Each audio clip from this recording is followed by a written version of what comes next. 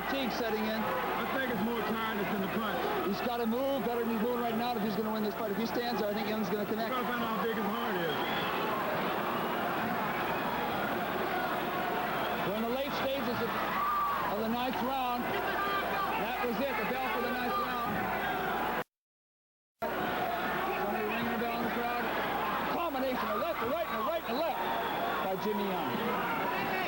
Racette definitely in trouble. He's boxing now with his hands down when he should be getting them up, trying to get inside. Stop Young from getting those clean lines. He does not know where he is right now. Gets his hands up. Look,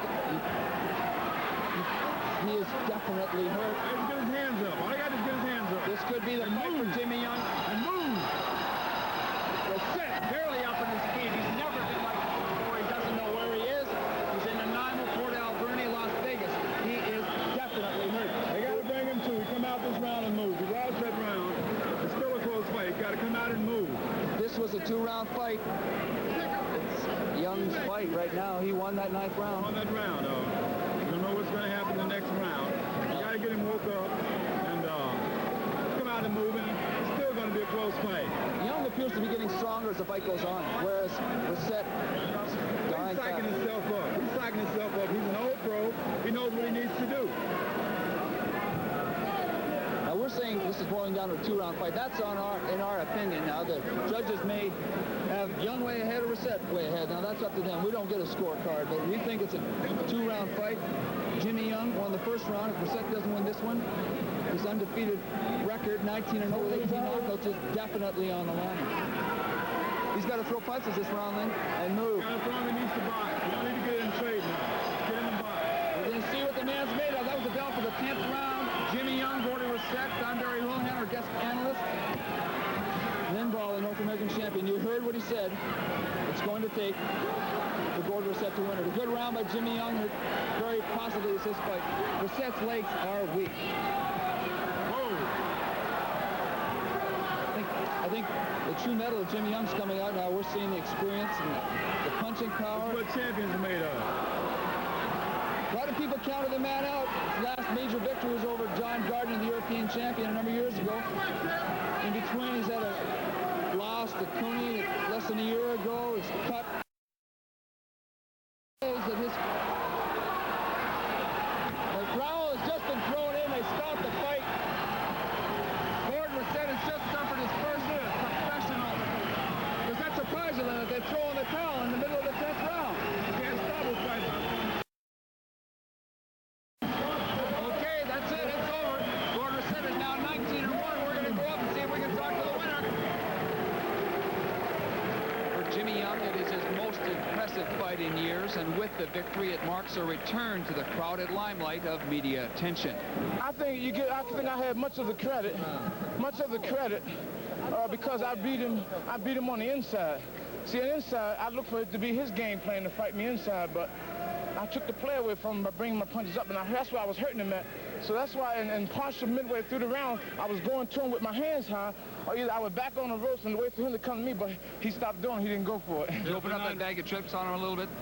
Pull out all the stops, everything he ever learned to use on this guy because he's so inexperienced? Not everything. I couldn't use everything because he had me on my P's and Q's all the time. If he was more of a boxer, where we could get in the middle of the ring, just box until we knocked one of each other out, I could use everything, but him I couldn't use much because he was crowding me in a way of not coming in throwing punches.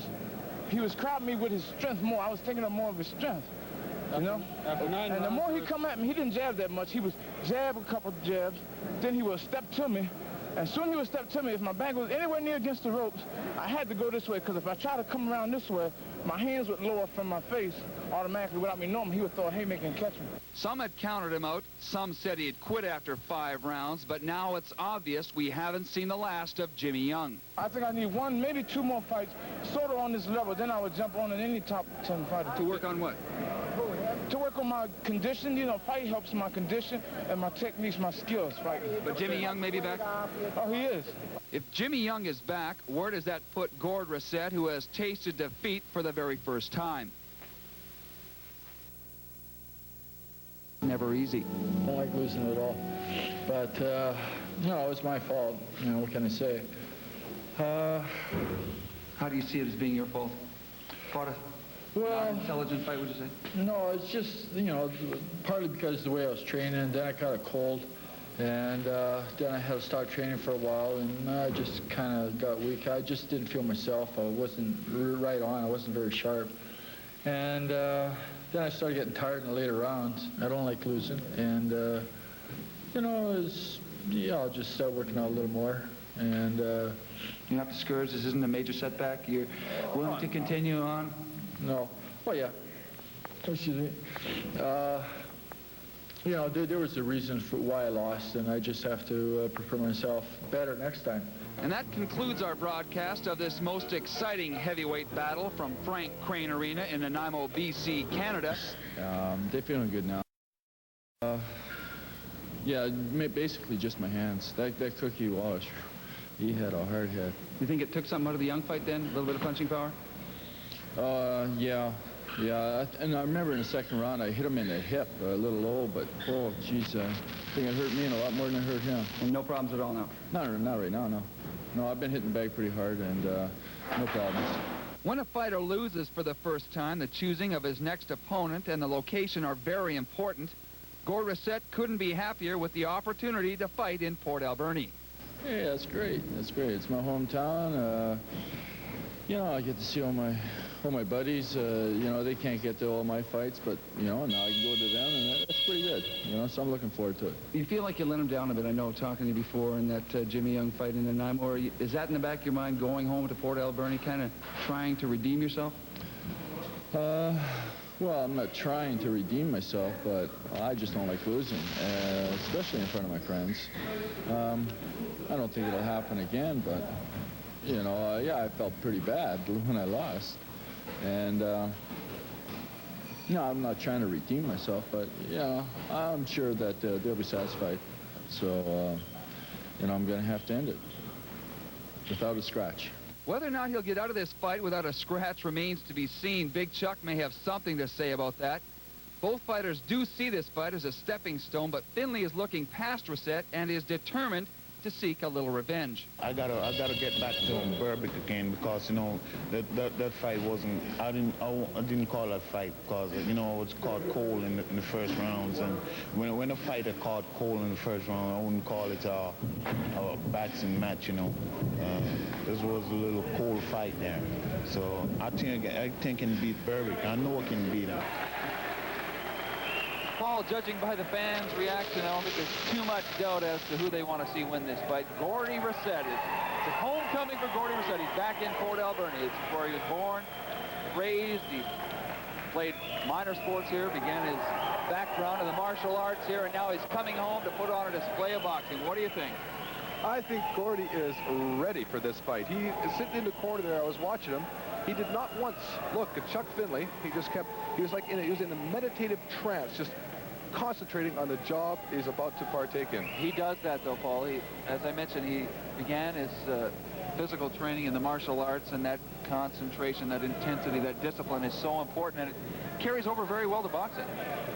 And talking to him early in the week, though, I don't think he'll need too much intensity, concentration. He says he's coming out and he's going to end this thing right now.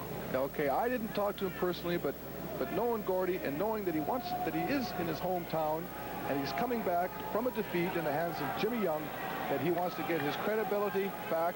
And I think the way to do that is by knocking out this fella as soon as possible, because Trevor Berbick has knocked out Chuck Finley in the first round before. And I think that the eyes of Mr. Racette are looking at Trevor Berbick. Big trouble.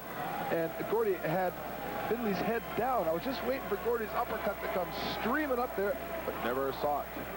They don't even wait for the referee's instruction to start. Racette on the attack. I think that's probably indicative of what he's trying to do in this fourth round after getting him in trouble and not being able to put him out. That's right. Well, okay, now he didn't knock him out between the first and third round, but so now just box him. That's what my advice is for Gordy, is just to box the guy. Don't try to go for the one knockout and punch yourself out like he might have done against Jimmy Young. We brought out earlier the importance of this fight. Canvas is causing some problems. Well, it's a new canvas, but where's the talc? The talcum in the corner for the feet.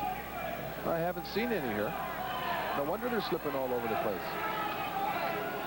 They're just sizing each other up, but let's throw a punch. There we go. Both punches landing. begins their chance. They want to see a knockout, and they want to see it now, and Racette responds. On the attack. Got Finley trapped in the corner. Finley unable to get out, or not trying to. No, I think he's trying to rope it dope here, but some of those punches are landing. This is the Gordy Racette we saw against Cook and Wallace. He's throwing everything, right and left, one after the other. It's like a standing 8 count by the third man in the ring, Jimmy McGee from Tennessee. He's been around before. He knows what he's doing. He takes charge. Good little referee call. Well, that was fair. Yeah, that was justified, but there's a certain tactic behind this Finley's madness right now. It looks like a rerun of the Jimmy Young fight. Maybe not quite. Good right lead. Now, we've seen Racette developing that in the last short space of time in training. He's working on keeping his hands up. He's becoming so polished so quickly. I can't reiterate enough.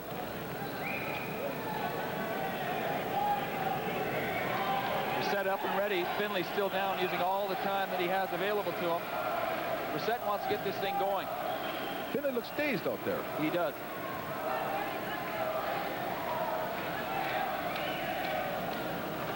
I think he respects that right and left hand of Gordy. Gordy's trying to get Finley to make a move.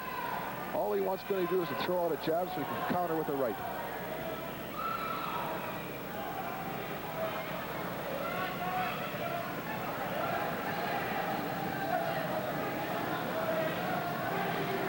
I mentioned briefly, Paul, the fact that how hard Racette's been training for this fight, and that he does a little bit of weightlifting. Now, you commented briefly on that, but weightlifting for boxers, is that a common thing? Yeah, it is. In fact, I know a lot of boxers that used to, well, they'll run with 5-pound weights while they're doing their jogging work, just to keep their hands up because their hands get so heavy. Thus far this fight, Paul, we've seen Racette with a greater variety of punches. We've seen a lot of the uppercut. I think, what do you think? Does that harken back to the Young fight when he perhaps learned how to fight inside like that? Oh, that gave him so much experience. That fight was worth all the weight that he might have taken off during that fight. For sure, because first of all, he went 10 rounds for only the second time in his career, and he went it against a guy who's been there. You can say all you want, as I mentioned, about Jimmy Young, but the man has been there. Jimmy Young, in Ring Magazine, I'll quote this, is the best tactical fighter in the history of boxing. Raw punch. Racette just stepped in with a right hand lead, and it stunned Big Chuck Finley. Well, Chuck hasn't been throwing too many punches lately. Chuck's hands are dropping, too, as the fight wears on. Chuck's got a nice little 6-inch punch, though, Barry, that comes up. It's a devastating uppercut, but he hasn't connected on it, mind you, but it looked like it might hurt. Oh, that's it. He's going down. He's going down. It's just a matter of time. Well, I think the referee could step in there pretty soon.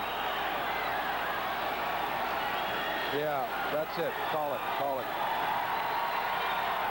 Give him a standing If the corner hadn't been there, he would have been down. Look at him. He's almost falling face forward, blood oozing out of his mouth. This fight is over.